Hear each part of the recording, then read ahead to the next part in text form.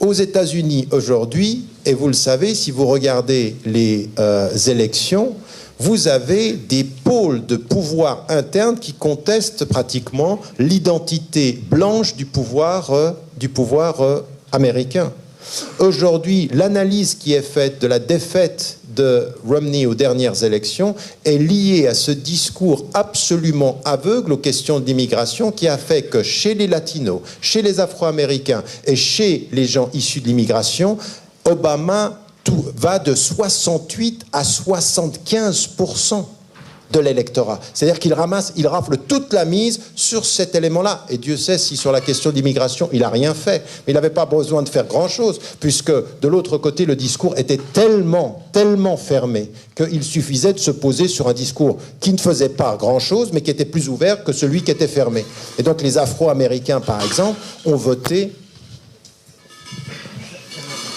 Les Afro-Américains ont voté à près de 70%. Notez qu'en même temps, sur les questions aussi de transversalité, beaucoup de gens pensaient à un moment donné, Obama va venir et va être un soutien à la cause palestinienne et on va voir quelque chose de complètement différent de Bush. Je veux dire, mais ces analyses-là font qu'on a tellement mal analysé la question américaine. Vous savez que près de 70% des Américains juifs ont voté pour Obama. Et quand on sait la force du lobby sioniste aux États-Unis, ils l'ont choisi lui, mais ils ne l'ont pas choisi par hasard.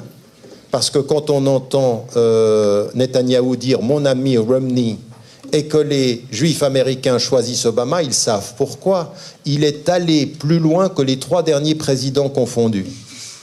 Obama, dans ce qu'il a offert à l'État sioniste. Mais ça, c'était une petite parenthèse. Toujours est-il que, je reviens à mon propos, non mais sachez-le, parce que cette espèce d'idéalisation de l'homme quand on n'a rien compris au système, je veux dire, il est mignon, mais le système est moche, quoi.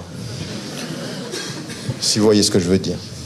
Non mais c'est sérieux cette affaire. C'est sérieux cette affaire. C'est-à-dire que parfois on vous met un homme qui a d'énormes qualités, des qualités d'humanité, des qualités d'intelligence absolument incroyables, mais le système est plus intelligent que l'intelligence d'un homme.